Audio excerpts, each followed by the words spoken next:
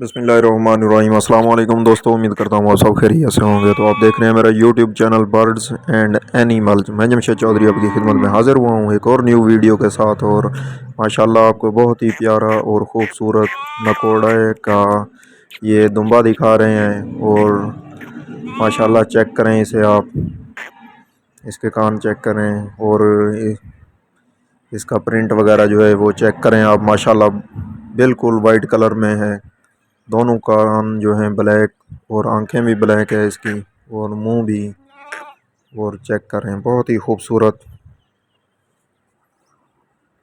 तो जो भाई भी इसको ख़रीदना चाहे वो जो है ख़रीद सकता है। इसकी डिमांड जो है 25,000 मांग रहे हैं। और भाई का नंबर दिया गया है, उनसे रब्ता करके जो है आप इसके रेट के हवाले से मज़ीद भी पूछ सकते हैं। और वो परली साइड पे भी भेड़ें वगैरह खड़ी हुई हैं। माशाल्लाह बहुत ही प्यारा जो है ये दुम्बा है।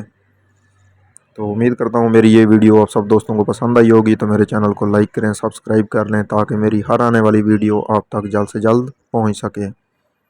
तो मिलते हैं अगली वीडियो में, तब तक के लिए अल्लाह हाफिज़।